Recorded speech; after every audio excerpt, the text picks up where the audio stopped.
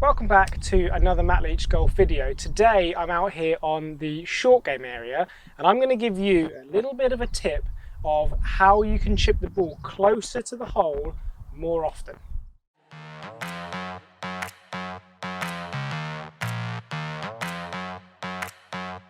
So hit me. So we find ourselves by the side of the green here with nothing to go over apart from some unpredictable ground, the fringe grass just in front of us.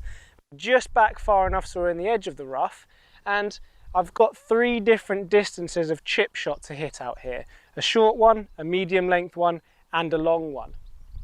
Now what most people will do in this scenario is they will take one club, whichever happens to be their favourite, often it's a pitching wedge, and they'll hit this shot to each flag with the same club, changing the landing area each time. What I'm suggesting that we do is land the ball in the same place every time and just change the club to get the ball to roll different distances.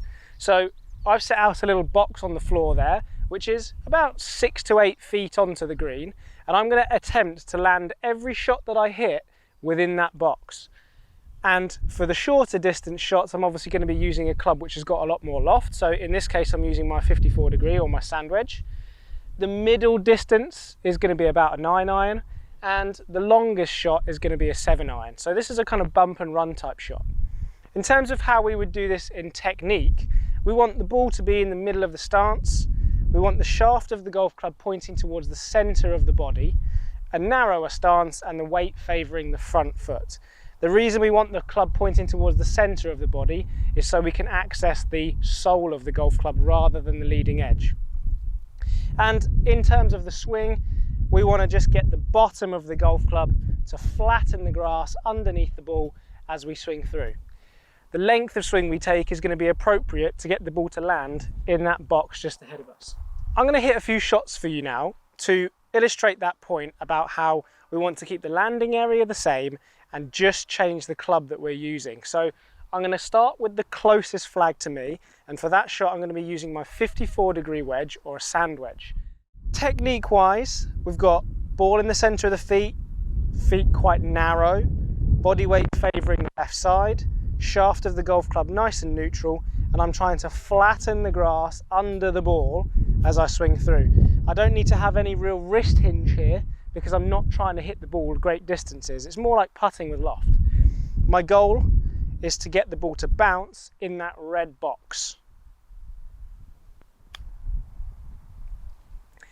And you can see that's rolled out to maybe a couple of feet. I'm pretty confident I'll hold that putt. So the next flag along is the middle flag. If I was to hit exactly the same club and land it in that box, it's clearly not going to roll far enough. So what I'm going to do is I'm going to change to a lower lofted club. In this situation, I'm choosing a 9 iron. And I need to play the shot exactly the same way. And because I've got less loft, the ball's going to roll further. So again, narrow stance, ball in the middle, weight favouring the front foot, shaft nice and neutral, flatten the grass under the ball and get it to land inside that red box.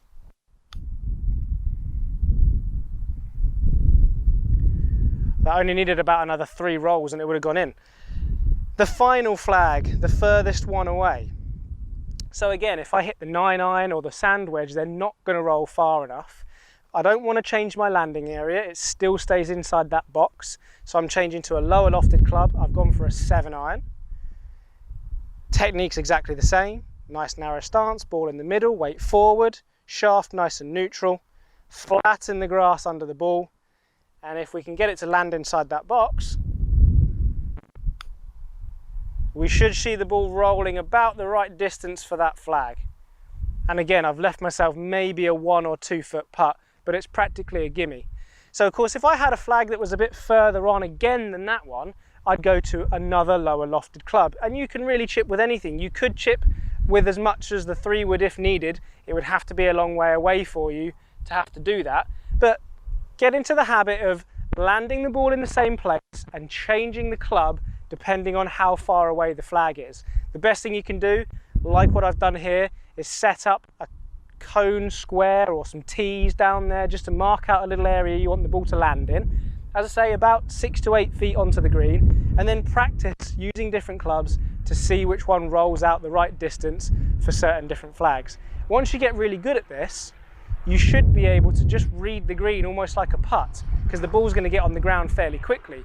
So you should give yourself much more chances of hopefully holding some chips, but certainly chipping the ball a lot closer and putting less pressure then on your putting.